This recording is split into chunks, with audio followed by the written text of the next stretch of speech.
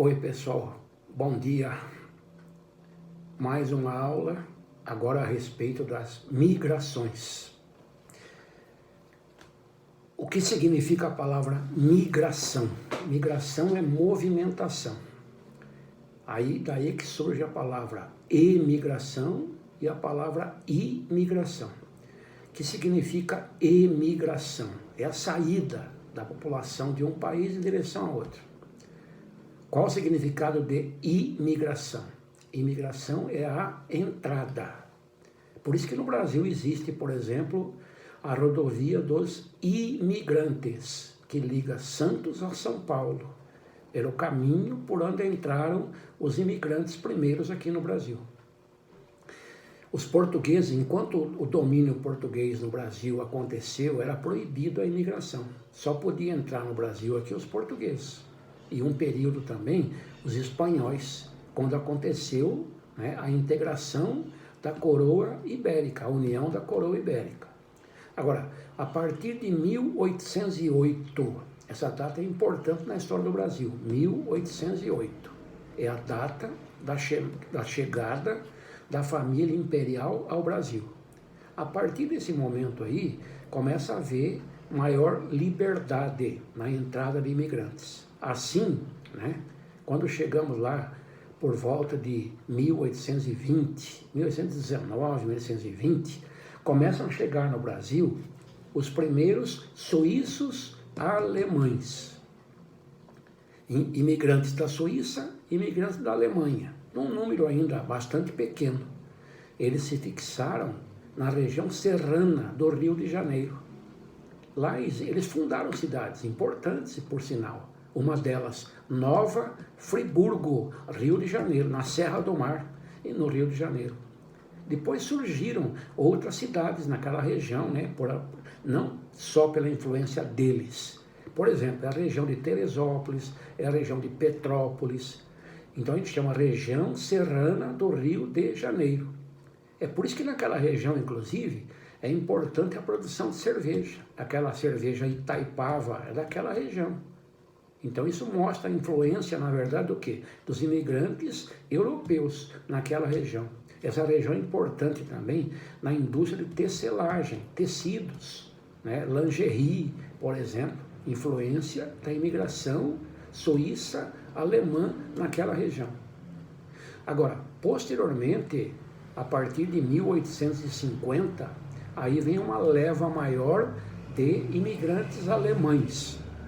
Eles chegam no Brasil e são levados para a região sul do Brasil. Então tem muita gente que fala que os alemães foram para o sul do Brasil, porque o clima, na verdade, é um clima... Isso é conversa, isso é mentira, isso não existe. Na verdade, a imigração no Brasil, ela era dirigida, ou seja, o governo é que levava o pessoal para a região que ele pretendia ocupar. E a região sul do Brasil era uma região até então despovoada. Vocês vão lembrar bem que na história do Brasil tudo começa pelo Nordeste. Então o sul era uma região muito despovoada. E o Brasil perdeu para os espanhóis a Cisplatina, que seria a região do Uruguai hoje, era território que seria brasileiro.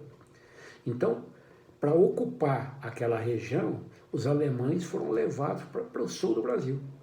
E nessa região do sul, em Santa Catarina e Rio Grande do Sul, eles fundaram importantes cidades. Por exemplo, Rio Grande do Sul, fundaram Novo Hamburgo. Tem que lembrar que na Alemanha tem a cidade de Hamburgo, que é o principal porto alemão, inclusive. Fundaram a cidade de São Leopoldo. Em Santa Catarina, grandes cidades, as mais importantes cidades de Santa Catarina foram fundadas por os alemães. É o caso, por exemplo, de Joinville, é o caso de Blumenau, é o caso de Brusque, Itajaí. Então você pega aí, por exemplo, olha o nome, a cidade, Brusque. Olha o nome, Blumenau. Os alemães introduziram nessa região a indústria têxtil. Por exemplo, onde é a sede da Hering? Santa Catarina. O que é Hering? A maior produtora de malhas de algodão do Brasil. Hering é o sobrenome de uma família de alemães. vocês podem perceber que naquela região de Santa Catarina, que é o norte de Santa Catarina, próximo à fronteira com o Paraná, a região se destaca pela indústria têxtil. Ali tem várias indústrias de tecelagem. Vocês conhecem, por exemplo, a Sulfabril, como eu já falei, a Hering, aquela Malve. Tudo que se refere no Brasil, né, a indústria de cama, mesa, banho, a maior parte é produzida em Santa Catarina, por influência dos alemães. No Rio Grande do Sul, até deixei de falar, a região dos alemães de Santa Catarina se destaca pelo calçado, indústria calçadista, também pela ingerência ou pela influência alemã. Então, os alemães tiveram uma participação muito importante na colonização brasileira. A partir aí dos anos 1870, começa a chegar no Brasil os eslavos. Quem são os eslavos? Russos, poloneses, ucranianos. Eles vão se fixar no estado do Paraná. Até hoje, por exemplo, pessoal, vocês veem lá, a cidade de Ponta Grossa, uma importante cidade do estado do Paraná. Ela foi fundada por imigrantes eslavos. A região se destaca, por exemplo, né, pela cultura da batata, lá, que na verdade, né, é prato típico, na verdade, dos alemães, é prato típico, na verdade, dos ucranianos, é prato, na verdade, também bastante comum, de um modo geral, entre o quê? Os eslavos. Agora, a partir de 1870 também, né, que seria a mesma época aí dos eslavos, chega no Brasil, ou começa a chegar os italianos. Os italianos, pessoal, representam a segunda, depois dos portugueses, o segundo maior grupo migratório que veio para o Brasil, os italianos. Primeiramente, eles foram para o sul do Brasil, levados, repito, para o sul do Brasil. Santa Catarina e Rio Grande do Sul, onde introduziram a cultura da uva. Olha lá, a questão da indústria vinícola. Por isso você fala assim, Rio Grande do Sul, Caxias do Sul, a cidade fundada por italianos. É conhecida como a capital da uva. Bento Gonçalves, Garibaldi, são todas cidades que produzem uva, que estão na indústria vinícola. Então você enxerga aí a influência italiana. Em Santa Catarina, eles ficaram mais no sul de Santa Catarina, a região do Carvão, a região de Criciúma. Lá tem inclusive a cidade Nova Trento, Nova Veneza. Olha, até o nome Nova Veneza, Nova Trento. Cidades, na verdade, o quê? Fundada por italianos, mostrando a grande influência italiana no sul do Brasil. E também, né, em seguida, eles se fixaram no estado de São Paulo. Então você vê, por exemplo, São Paulo, eles desenvolveram primeiramente, foram trabalhar primeiramente na lavoura do café. Então São Paulo tem uma grande influência, na verdade, o quê? Italiana. Muitos de vocês, alunos, na verdade, são o quê? Descendentes de italianos, né? Então é uma outra corrente migratória também muito importante. Depois aí a gente salta para 1908, início do século XX, quando chega no Brasil os primeiros japoneses. Eles vieram, ficou famoso na história. Chegaram aproximadamente 100 famílias e se fixaram, trazidos por um navio. Até o nome do navio ficou gravado na história, o Kasato Maru. E os japoneses se fixaram primeiramente no estado de São Paulo, na região da Grande São Paulo, no interior de São Paulo, oeste paulista. Então tem muitas cidades ali, por exemplo, né, que não foram fundadas por eles, mas foram cidades onde eles se concentraram. Bastos, Marília, Pompeia, na verdade. Inclusive a cidade de Bastos é chamada capital do ovo. Então os japoneses introduziram naquela região, na verdade, a criação de aves, tanto para o abate quanto para a produção de ovos.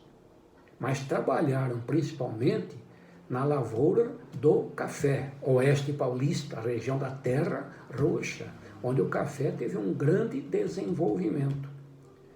Uma outra parcela se fixou na Grande São Paulo.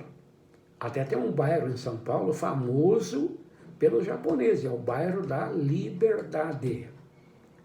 Depois eles foram também para o Vale do Ribeira, de Iguape. O Vale do Ribeira é importante na produção de banana, é onde mais se produz banana no Brasil. Agora, os japoneses introduziram naquela região a cultura do chá, porque o chá, pessoal, ele foi trazido da Ásia para o Brasil. É diferente da erva mate. O chá é um arbusto trazido da Ásia. A erva mate é uma planta nativa aqui da América do Sul. Até o nome dela é Ilex paraguaiense, nome científico. E, na verdade, a erva mate é uma árvore, na verdade, é um produto arbóreo. E, como eu já disse, o chá, ele é arbustivo. Os japoneses foram também para o norte do Paraná. A região de Londrina, Maringá, por exemplo, eles se fixaram nessa área. Também os japoneses foram para a Amazônia brasileira. Na região de Manaus, eles introduziram a cultura da juta, que é uma fibra têxtil que foi trazida da Ásia pelos japoneses. É uma fibra têxtil bastante rústica, é usada mais para o artesanato. Agora, no estado do Pará, os japoneses introduziram, a cultura da pimenta do reino. Vocês vão lembrar que a pimenta do reino era uma especiaria que os europeus buscavam na Ásia. Os japoneses trouxeram para o Brasil a cultura da pimenta do reino. Tem até uma cidade na região Zona Bragantina do Pará, a região de Bragança, a cidade de Tomé-Açu, inclusive Tomé-Açu fundada pelos japoneses. É a região que se destaca na produção da pimenta do reino. Agora, esses grupos maiores aí, como eu falei para vocês, alemães, eslavos, italianos, japoneses, foram os grupos maiores. Mas vieram também outros imigrantes. Por exemplo, fala assim, imigrantes holandeses. Fixaram-se no estado de São Paulo, é só lembrar, a Olambra, próximo a Paranapanema, aquela cidade de Olambra, próximo a Campinas. Vocês têm a Batavo, que é um importante frigorífico. Até a palavra Batavo significa holandês. No estado do Paraná, região de Ponta Grossa também. Os americanos também vieram para o Brasil como imigrantes. Inclusive fundaram o que é hoje a chamada Universidade Presbiteriana Mackenzie. Aí tem a cidade de Americana, interior de São Paulo, por influência dos americanos. O Brasil recebeu também, pessoal, açorianos. Aí, de repente, vocês vão ter dificuldade. Vocês sabem por onde ficam as ilhas Açores? Próximo ao continente africano. Mas era e é domínio português. Os açorianos vieram para o Brasil e fundaram uma importantíssima cidade, Porto Alegre. Olha aí, a capital do Rio Grande do Sul. Ela foi fundada por imigrantes açorianos. O primeiro nome da cidade, Porto Alegre dos Casais. Então o Brasil, no passado, pessoal, era um país, na verdade, o quê? De imigração. Para cá vieram muitos imigrantes. Agora, hoje, se a gente pegar hoje, por exemplo, mudou a situação.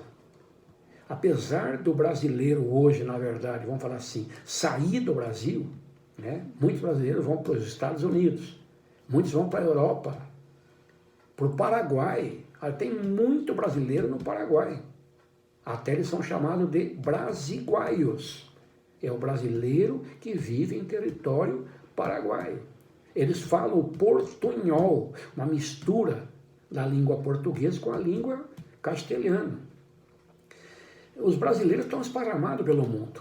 Só que Hoje o Brasil ainda recebe muito imigrante, mas principalmente africanos e latino-americanos. No passado era principalmente os europeus. Hoje, latinos, americanos e africanos. Então tem, na verdade, o quê? Muito nigeriano no Brasil, muitos habitantes da Guiné, de Angola, de Moçambique. Mas também a gente recebe muito o quê? Boliviano, peruano, haitiano, tá lá, venezuelano, né? E também asiáticos, por exemplo, coreanos, chineses. Olha o caso de Avaré, por exemplo, é um exemplo. Você vê o quê? Uma concentração de chineses na cidade de Avaré. Tem várias lojas da cidade aqui que mostram a influência o quê? A influência chinesa. Então o Brasil, na verdade, como eu falei, no passado era basicamente um país de imigração. Hoje, na verdade, o Brasil continua a ser um país de imigração, só que ele recebe hoje imigrantes de um mundo mais pobre, africanos e latino-americanos principalmente. No passado era mais o quê? Os europeus. Então o Brasil tornou-se uma região do quê? De atração populacional. E existem as regiões de repulsão, repulsa, quer dizer, a pessoa foge daquele local pelas más condições de vida. É o caso da Venezuela, o caso do Haiti, o caso da Bolívia, o caso do Peru, por exemplo. Então, hoje, pelo menos por hoje, pessoal, eu queria antecipar para vocês esse conteúdo, lembrando a importância dos movimentos migratórios. Numa próxima oportunidade, eu vou falar a respeito de vocês da migração interna. Então, por hoje, é só. Passar bem, tudo de bom para vocês.